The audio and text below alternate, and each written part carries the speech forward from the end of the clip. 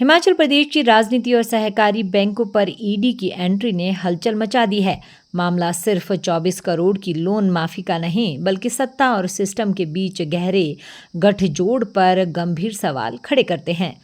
पालमपुर के एक नामी होटल पर करीब 45 करोड़ का लोन था। नियम कहता है कि बैंक को सरफेसी एक्ट के तहत होटल की नीलामी करनी चाहिए थी, लेकिन यहाँ मामला सीधा वन टाइम सेटलमेंट में डाल दिया गया।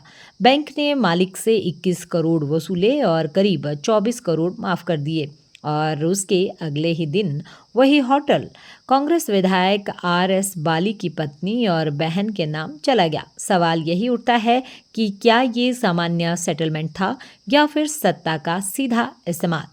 पूर्व विधायक अरुण कुमार कुक्का ने इसे जनता की कमाई पर डाका करार दिया और भाजपा की बैनर तले बड़ी जांच की मांग की थी। अब उसी केस में ईडी ने दस्तक दी है। सूत्रों के मुताबिक बैंक मैनेजमेंट से सारी दस्तावेज, सेटलमेंट फाइलें, रिकवरी प्रोसेस और लोन पेपर्स ईडी ने तलब कर लिए हैं। यानी अब जांच सिर्फ बैंक तक सीमित नहीं रहेगी, राजनीतिक चेहरों तक जाएगी।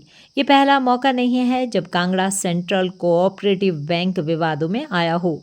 नाबार्ड की रिपोर्ट के बाद राज्य सरकार को इसका बोर्ड तक निलंबित करना पड़ा था। विजिलेंस केस भी पहले दर्ज हो चुके हैं, लेकिन इस बार मामला और बड़ा है क्योंकि इसमें सीधे सीधे नेताओं को फायदा मिलता दिख रहा है। याद कीजिए, कांग्रेस प्रत्याशी सतपाल रायजादा को 3.5 करोड़ का लोन भी OTS में माफ हुआ था। सुजानपुर के पूर्व विधायक राजेंद्र राणा ने तो विधानसभा में आरोप लगाया था कि भोरंज के विधायक सुरेश कुमार ने पेट्रोल पंप के नाम पर लिया गया 27 लाख का लोन सिर्फ 15 लाख देकर क्लियर करवा लिया। विपक्ष का कहना है कि जब छोटे कर्जदार को एक दिन की देरी पर नोटिस भेजा जाता है तो करोड़ों के डिफॉल्टर को इतनी बड़ी राहत कैसे मिल जाती है।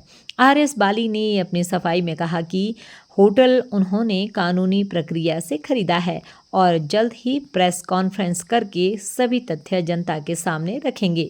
साथ ही जो लोग उनका नाम गलत तरीके से जोड़ रहे हैं उनके खिलाफ मानहानि का मुकदमा करने की चेतावनी भी दी है। यानी कहानी का दूसरा पक्ष भी सामने आ रहा है। लेकिन असली सवाल वहीं खड़ा है, बैंक की उस कमेटी में कौन लोग थे जिन्होंने OTS पास किया? किसके दबाव में ये फैसला हुआ?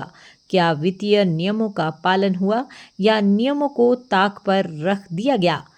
ईडी की जांच अब इन्हीं बिंदुओं पर केंद्रित है और ये केस साफ संकेत दे रहा है कि अगर लोन माफी में गड़बड़ होगी तो जांच सिर्फ राज्य स्तर तक सीमित नहीं रहेगी, केंद्रीय एजेंसियां सीधा दखल देगी।